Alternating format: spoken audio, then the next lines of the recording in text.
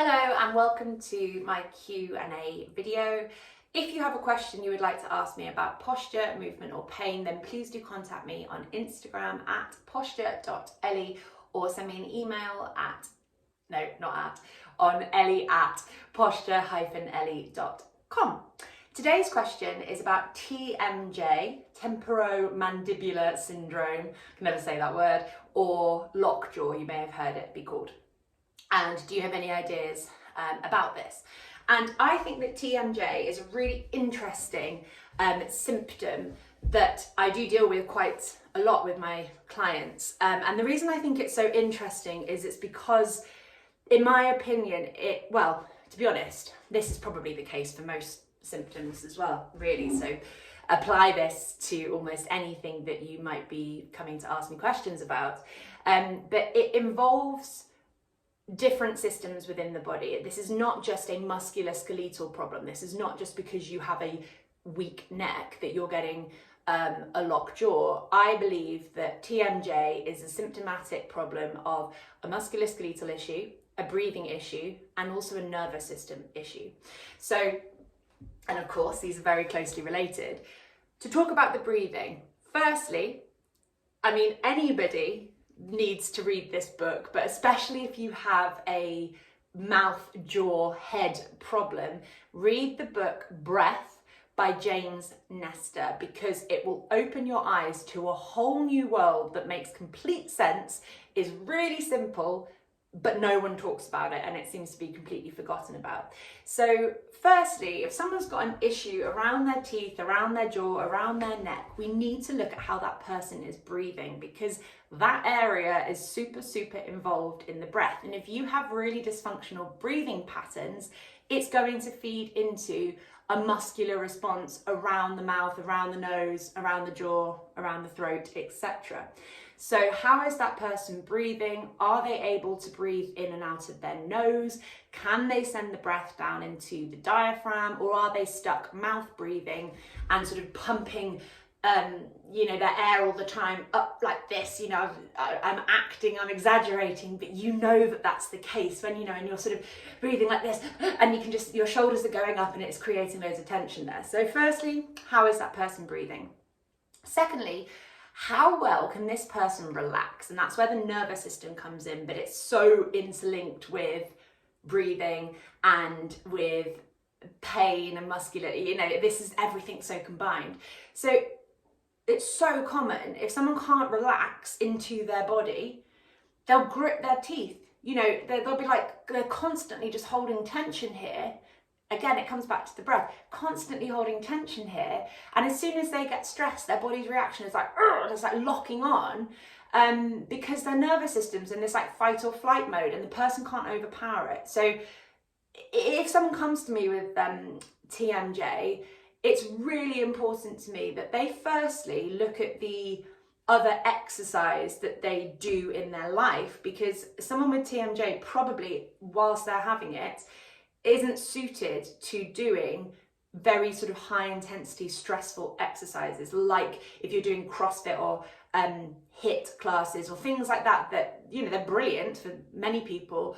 But if you're somebody whose body is like really stressed and really tense, you putting more stress through that body, and if you're not breathing combined with that well, you're probably going to be creating more and more tension in this area, because you're not like allowing your body to kind of relax and settle into itself.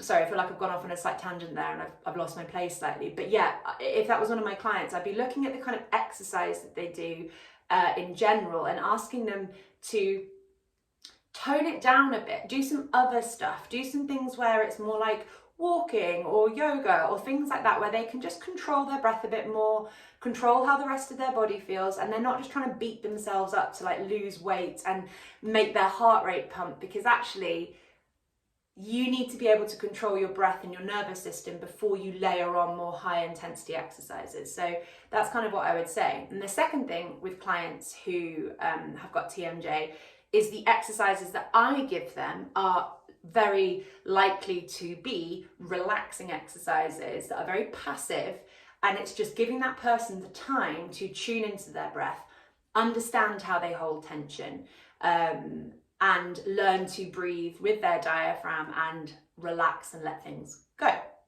Coming to the musculoskeletal issues of TMJ, I'm basically never looking at the person's neck or thoracic spine, so the upper back. I'm not looking at that because I've never had it with anybody that I've met who's got TMJ that they don't have a problem further downstream. So I've actually spoken about this in one of my other videos. Someone asked the question, why am I at a diagonal? When I look at myself side on, why am I at a diagonal? So ankle, knee, hip, shoulder, ear. And that is what I see most of the time with people that have got TMJ. Yes, they might be super rounded in their upper back. They might be like hunched in their shoulders and their head might be poked forward. But I've never met someone with TMJ who isn't on a diagonal. And what this diagonal posture does is it's going to create loads of tension in the upper body because the upper body is like holding on to this imbalance that's actually starting down at the feet. So what I find is that when I have my clients with TMJ, I am looking at getting their feet cramping. And that sounds really weird, but there is a kind of chain of muscles and fascia through the body that all starts at the big toe, and it's why your big toe being mobile and moving well is so important. All starts at the big toe, runs up through the legs, through the hips, through the rib cage, and it comes up and it ends at the jaw.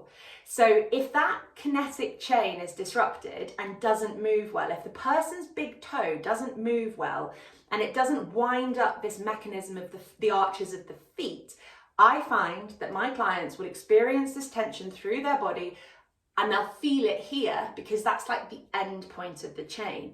But the answer isn't like mobilizing their neck around. The answer is getting the big toe waking up so that this kinetic chain can get activated and we release the tension further upstream. So yeah, with my TMJ clients, I'm generally looking at their foot function or lack thereof and getting the feet speaking to the hips again. So if the feet cannot connect to what the hips are doing, which is what they should be doing, you're going to have this body that like pitches forward, all this tension in the upper body. And you know, we're talking about TMJ here, but this could be like neck pain, it could be upper back pain, it could be shoulder pain, it could be tinnitus, it could be vertigo, it could be headaches.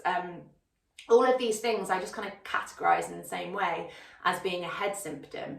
But looking at the head isn't necessarily the answer. We're looking at the position of the head relative to the rest of the body. And rather than just trying to crank the head back, what can we do to improve the foot function so that the knees want to come back over the ankles? What can we do to improve the hip function so that the hips come back over the knees? What can we do to improve the kind of spinal pelvic function to bring the shoulders back over the pelvis? And what can we do to the kind of head thoracic function to bring the head back over the shoulders? That's how I would look at it, but every case is different. So quickly to summarize, if someone's got TMJ, we are looking at breathing patterns. What are or aren't they doing? Read Breath by James Nestor. It might change your life. Secondly, nervous system response. Can this person relax? Because if they can't, so I'm not giving them anything that's particularly strenuous because they're just going to feel more and more and more tense. Thirdly, what are their feet doing? Basically, what are their feet doing? Because if they wake up their feet, most of the time they can quite quickly reduce some of the tension around their head because they activate this kinetic chain that may have been asleep for 30, 40, 50, 60 years. Who knows? Hope that helps. TMJ, temporomandibular syndrome. I'll say it again because I need to get better at saying it. Hope that helped. Bye.